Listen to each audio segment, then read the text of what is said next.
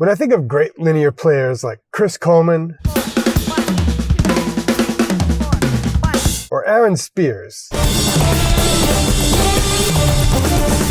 I think of killer triplet fills. And I work on triplets a lot. But it was one particular clip from Sean Wright that got me thinking.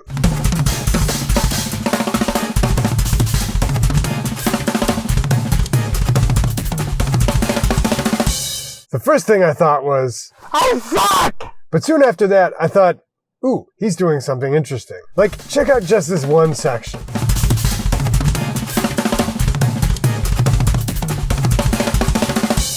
See how he's doing a group of 4 that cycles against the triplet or sextuplet pulse? You might not be able to hear it really clearly, but you hear there's something going on. In this lesson, I'm going to show you the little adjustment that listening to Sean inspired, and how it helped take my triplet fills to the next level. But first, channel theme.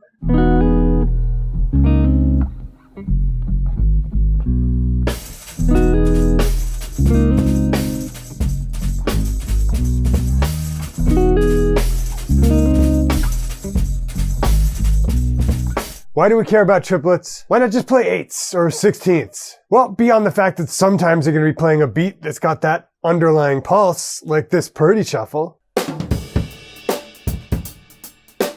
They're also a way to escalate tension in a fill or solo, like Sean Wright did in this example that caught my interest. Or maybe the most famous modern example, Larnell Lewis with Snarky Puppy.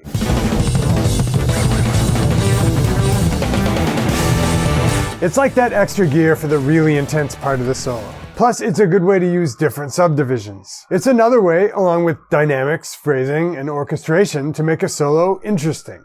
One more bit of housekeeping. Triplets are any instance where you're feeling 3 subdivisions per beat instead of 2. So instead of 8ths, which would be 1 and 2 and 3 and 4 and, you're feeling 3, which would be 1 triplet, 2 triplet, 3 triplet, 4 triplet. Sometimes the tune is felt as swung. So if you were reading from the chart, you just interpret 2 8ths as the first and last beats of a triplet. Rosanna from Toto is a classic example.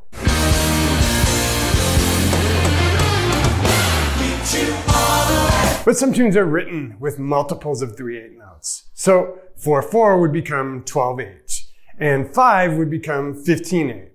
A good example of this is Ben Wendell's tune Backbow.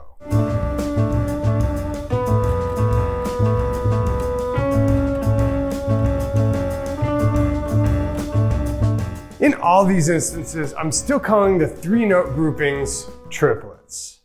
There's one more instance, which is sextuplets. That's 6 subdivisions per beat. And whether a triplet is a triplet or a sextuplet depends on how you're feeling that beat. Count Noah's arrangement of Burn in double time as you might do if it were a jazz tune, and Sean Wright's fills are in triplets. Count it at half that rate so you feel it in a slower 4, and they become sextuplets, because it's 6 subdivisions per beat instead of 3. None of which makes a difference to the trick I'm going to show you. But I say this to get any argument out of the way. Triplets become sextuplets when the pulse is felt in half time, and vice versa when it's felt in double time. So, you're probably thirsty for the lick, right? Well, here it is.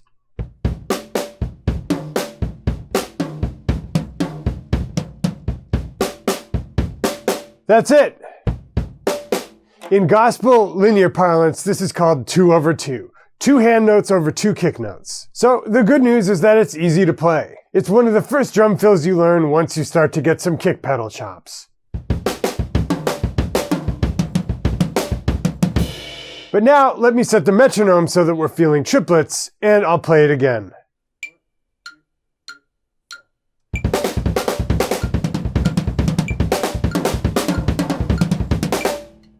Hear how that cycles 3 times within a bar of 4? Okay, quick math lesson. I have to shout out David Cole's Instagram because this week he was talking about the same thing.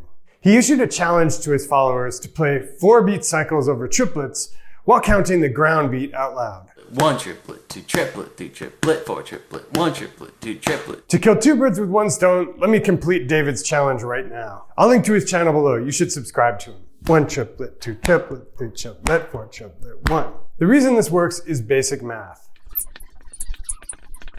12 is 4 times 3. That's 12 subdivisions of triplets within a bar of 4. But it's also 3 by 4. That's 3 beats of 16ths within a bar of 3, or 4 groupings of triplets over that bar of 4. And it's this very simple principle that Sean Wright is exploiting here. Or that Justin Tyson is exploiting in his Now vs. Now solo that I transcribed for the channel some years ago.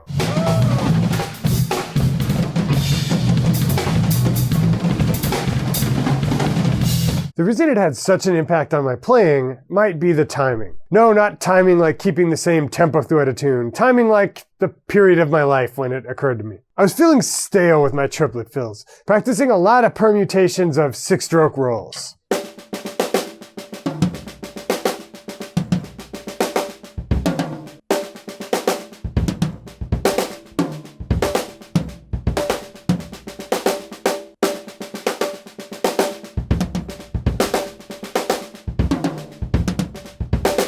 And occasionally adding a 1 over 1, that's 1 hand note over 1 kick note, to make phrases like this.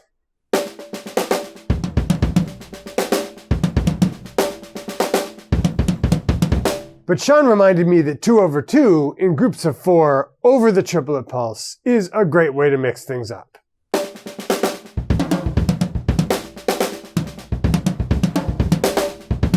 And for me, it also gives my brain time to catch up in case my hands are getting ahead of my brain. Now let's talk about the 2 ways to make this more interesting. Permutation and orchestration. Orchestration just means we can move our hands around the kit and see what sounds we like.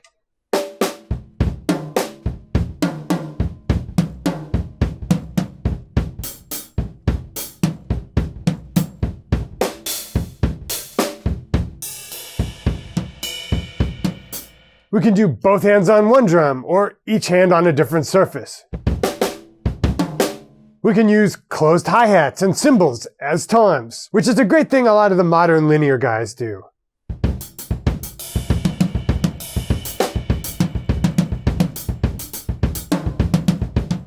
And you can use double stops, like this Dana Hawkins-esque thing between the hi-hat cymbals and the floor tom.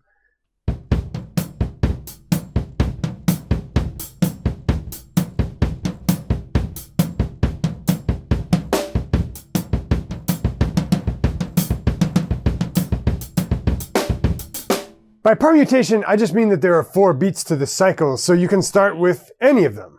You can start here. You can start here. You can start here. Or you can start here. Here's Sean again. Here's Chris. And here's Aaron's clip. Now, let me try to improvise something more slowly that tries to capture some of that.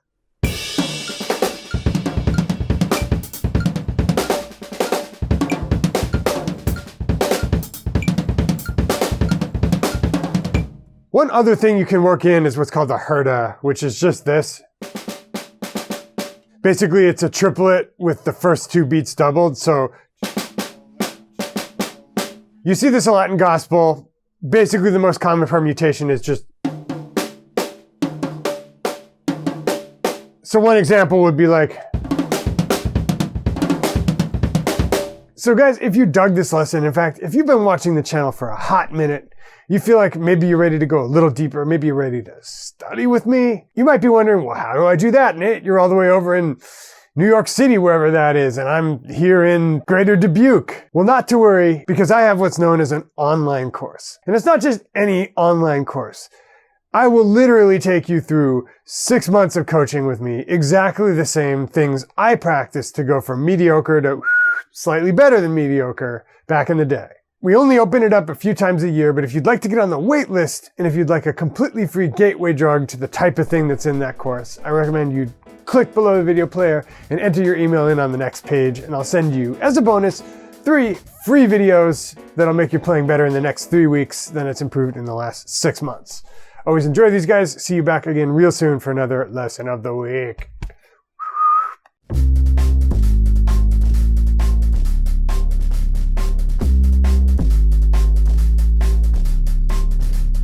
Okay, here we go. Jesus Christ. Thank fuck we're done with whiteboards. Oh, I can't say that. Ow.